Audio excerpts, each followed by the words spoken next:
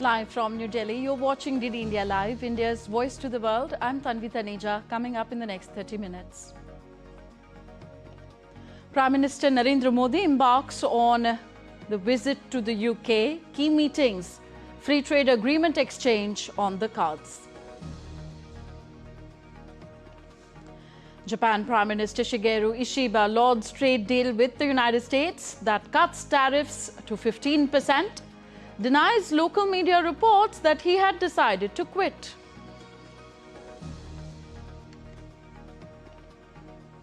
No one expects an easy road, says Kremlin, ahead of the peace talks between Russia and Ukraine in Turkey.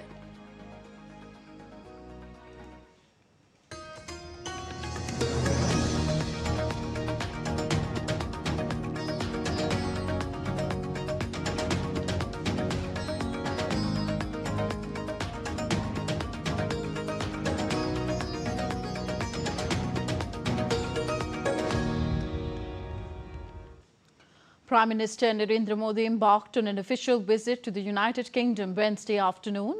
Prime Minister will be in the UK from July 23rd and 24th. This is the fourth visit of Prime Minister Modi to the UK. During his visit, Prime Minister Modi will hold talks with his British counterpart Keir Starmer and also meet King Charles III. On the second leg of his two-nation visit, Prime Minister Modi will visit Maldives from July 25th to 26th at the invitation of President Dr. Mohamed Moizu. PM Modi will take part in the 60th Independence Day celebrations of the Maldives. The India-UK trade pact negotiations, for which were wrapped up in May this year, and that is on the brink of formalization at a time when Prime Minister Narendra Modi is visiting the UK, is expected to double bilateral trade to over $100 billion by 2030. DD India's Gautam Roy talked to the chair of UK-India Business Council, Richard Hild, about it. Listen in. A lot of anticipation has been built around this trip of Prime Minister Narendra Modi to the UK because of the fact that in May, an announcement was made about the conclusion of all the negotiations as far as the India-UK trade pact is concerned. And to talk about what is really expected this time around in this fourth visit of Prime Minister Modi to the UK, we have with us UK IBC Chair Richard Hild. Welcome to DD India. Richard, what are your expectations as far as this deal is concerned? Because India and UK already are significant trade partners, but where does this deal have the potential to take this partnership to? This agreement will have a significant impact. It's projected by both governments that by 2030 we may see a doubling, if not more, in terms of trade and services between our two countries. Trade barriers, regulatory environment, ease of doing business, all of these things come into play in the chapters within the FTA, and all of that will allow companies that are not yet involved in UK or in UK companies not yet involved in India really to take that step and start delivering in country and generating trade between the two. Sounds great. Now, how does this pact and the double contributions convention account for the concerns on both sides where the interests of wide range of the farmers and then people who want to study and work from India and the UK and other issues such as the carbon tax are concerned? Well, I think that the DCC is a really important facet within the FTA. Obviously, the two separate, the social agreement, social security agreement, DCC, will allow non-double taxation to occur. And therefore, it becomes very much more efficient and more effective in relation to migration of quality people between the two countries. This will stimulate more activity, it will stimulate more investment, and it will make the whole working arrangement between the two countries very much more efficient. Mm. And is there scope for review, if necessary, in this entire pact after some years down the line? Absolutely. I mean, we haven't seen the agreement. I believe there are 2,000 pages of it, so it's going to take some digesting. But normally, FTA agreements have some degree of review. Obviously, there have been 14 rounds or 15 rounds of negotiation already, so there's been a lot of thought that has gone into how these chapters are going to impact. To what extent do you think is global trade being reshaped, what with Donald Trump's tariffs and this slew of multilateral and bilateral deals that different countries are doing, and the hunt for alternative markets as well? Is it going to be a brave new world very soon? Well, I think we're already in the brave new world, actually. I think that the UK-India trade agreement, free trade agreement, is a symptom of that new world. We are moving from multilateralism, from a rule-based situation that we've had previously, into bilateral, where countries are seeking out ways in which they can strengthen their supply chains, they can cause integration in certain specific areas where they can collaborate, which feeds into economic security. Lovely. Thank you so much for speaking to DD India. So there you have it, powering through the challenges of today in a bilateral way, in an unprecedented way, will be UK and India, hopefully, where this trip of Prime Minister Modi is concerned. With camera person Sanjay Jaina, Gautam Roy, London, DD India. The UK has a 1.8 million strong Indian diaspora, which is looking forward to Prime Minister Narendra Modi's visit. DD India's Gautam Roy spoke to Lord Ramey Ranger, Member House of Lords, a well-known businessman of Indian origin and a Conservative Party politician, about the expectations of the Indian community in the UK with Prime Minister Modi's upcoming trip to London. Prime Minister Narendra Modi is on his fourth visit to the UK since 2014. On the 23rd and the 24th of July, and a lot of anticipation is built into this visit.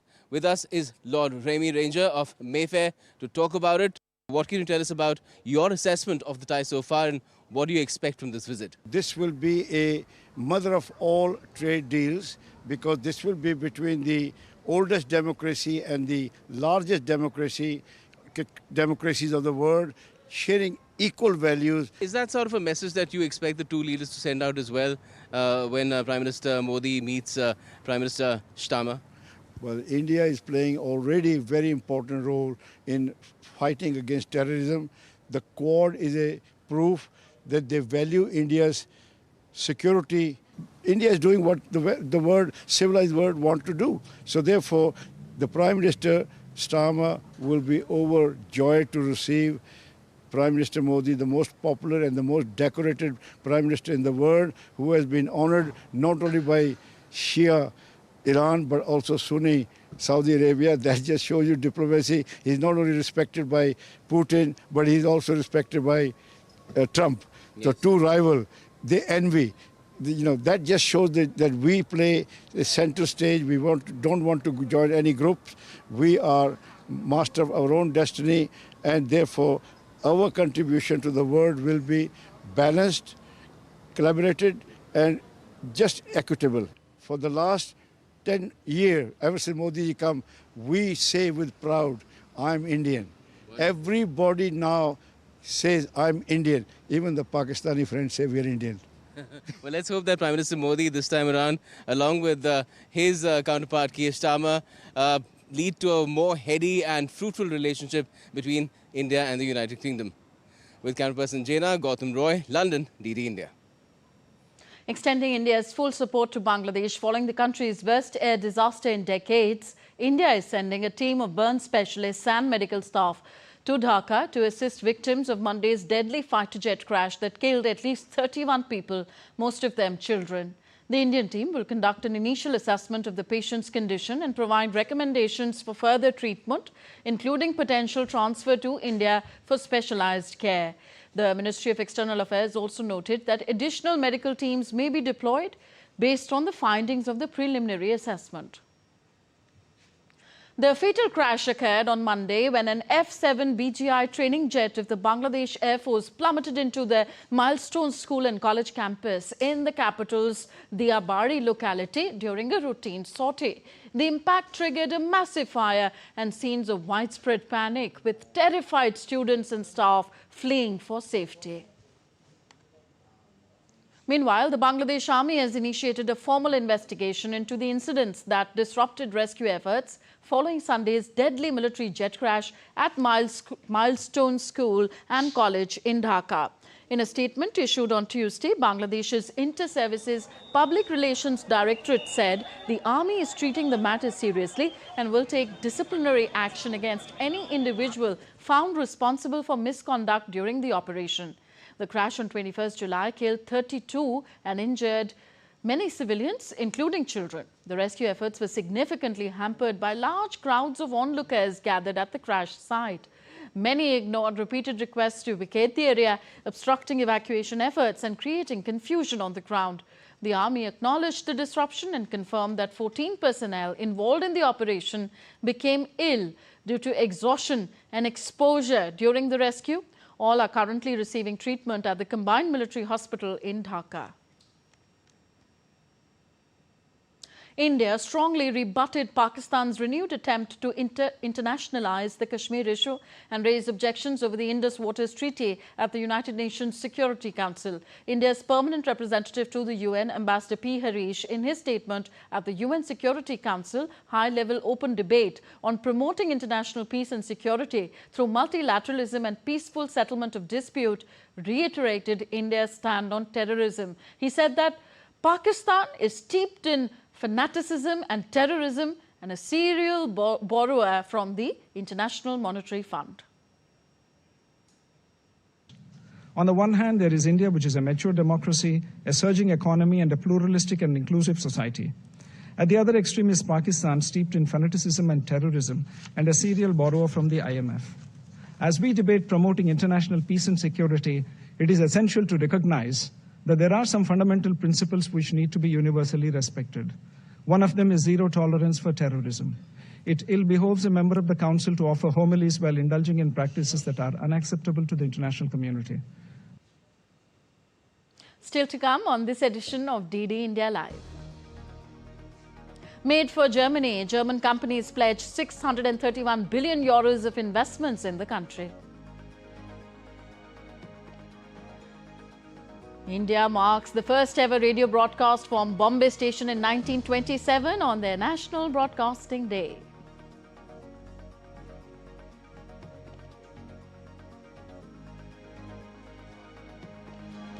And once extinct in Denmark, the white stork is making a comeback with the highest number of nestlings in decades in Denmark.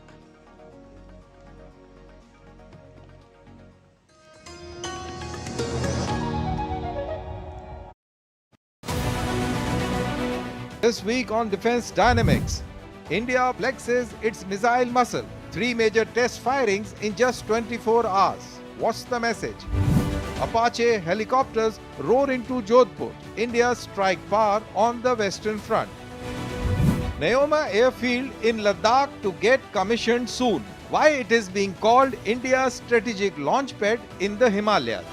And sectarian clashes erupt in Syria. What's fueling the Druze-Bedouin conflict?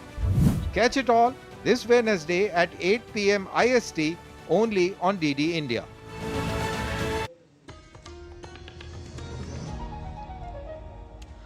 Welcome back. You're watching DD India Live. I'm Tanvi Taneja. US President Donald Trump finalized trade pacts with Japan, Indonesia and the Philippines. The Trump administration imposed 15% tariffs on Japanese imports with $550 billion in US investments, a 19% tariff on Philippine goods coupled with zero duties for US exports, and a 19% tariff framework deal with Indonesia, down from the initially proposed 32%.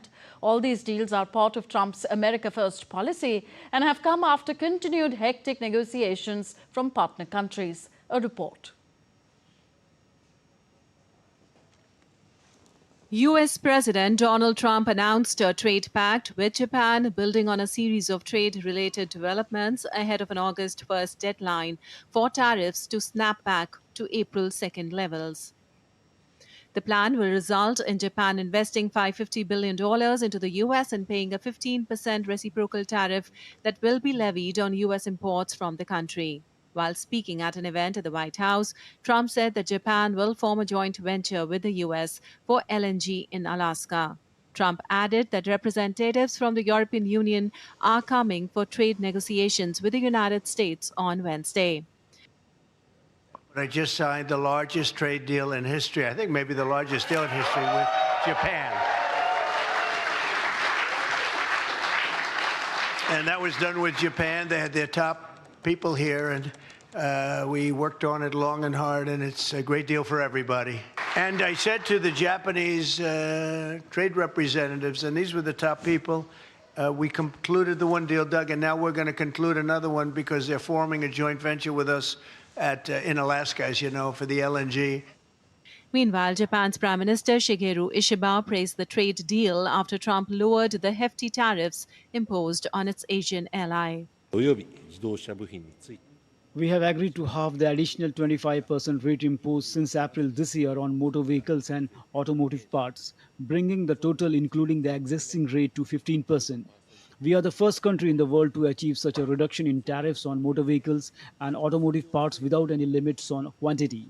The agreement will bring immediate relief to Japan's critical auto sector, with existing tariffs cut to 15% from 25% and proposed levies on other Japanese goods that were set to come in on August 1st, also cut by the same amount. Trump also stated that he had reached trade agreements with Indonesia and the Philippines. Both deals include 19% tariffs on goods imported from those countries, while American exports to them will remain duty-free. Under the deal, Indonesia will eliminate more than 99% of tariff and non-tariff barriers on U.S. goods, including industrial, technology, and agricultural products. In exchange, the U.S. will lower a proposed 32% tariff on Indonesian imports to 19%. The announcement came following his meeting with Philippine President Ferdinand Marcos at the White House. On April 2nd, Trump announced plans to impose tariffs on goods from all countries. On April 9th, he paused the tariffs for several nations, giving them 90 days to negotiate trade deals. Trump has recently toughened his demands in trade talks with the European Union, insisting on a minimum tariff of 15 to 20%. Bureau Report, DD India. Further, Japanese Prime Minister Shigeru Ishiba on Wednesday denied that he had decided to quit after media reports suggested that he planned to announce his resignation after an upper house election defeat. In a press statement, Ishiba said, "I have never made such a statement. The facts reported in the media are completely unfounded," he said. The reports came in after Japan and the US unveiled its tariff deal. Earlier, Japan media reported that Ishiba will announce his resignation next month. Japan's Prime Minister Shigeru Ishiba met EU Chief Ursula von der Leyen and European Council President Antonio Costa in Tokyo before sitting down for talks. European Commission President told reporters that the European Union and Japan will work more closely to counter economic coercion and address unfair trade practices. Von der Leyen's comments come after an EU-Japan summit. The EU struggles to conclude a trade deal with the United States, and a day before potentially tough meetings with the Chinese leaders, Von der Leyen said that the EU and Japan would seek to strengthen economic security.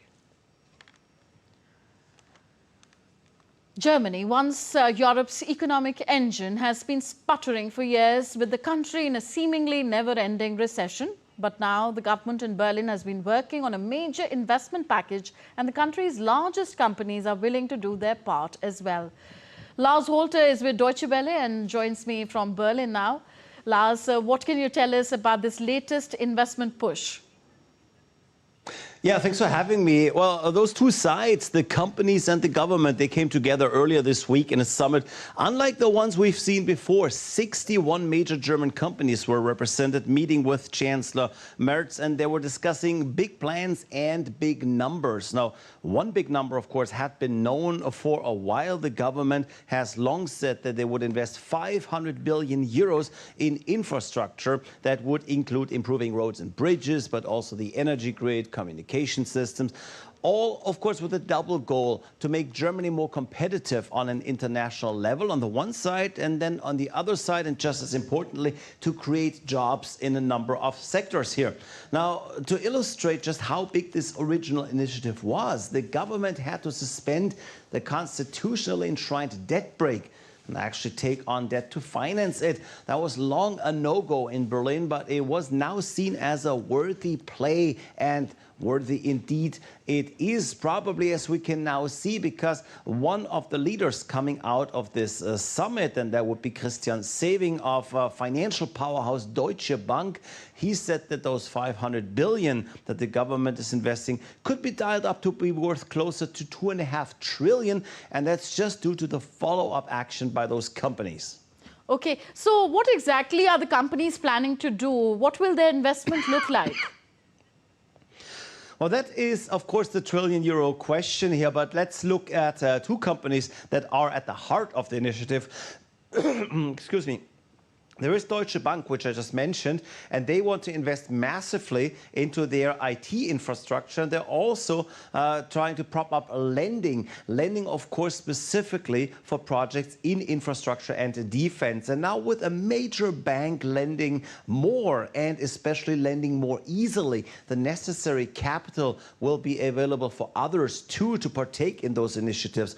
Look at Siemens, the giant German industrial conglomerate. They are investing into an entirely new IT campus dedicated to R&D on what they call the industrial metaverse. Now, all in all, those 61 companies from all sectors of the businesses, that includes auto manufacturers, pharma, chemicals and others, they pledged to invest 631 billion euros. So that's even a bit more than the government was providing. Okay, we leave it here. Thank you very much, Lars Holter, for all these updates. Moving on now, Russia and Ukraine will hold first peace talks in 7 weeks in Istanbul on Wednesday. Russian negotiators are flying to Turkey for the talks with Ukraine. Kremlin has said that the negotiations would not be easy.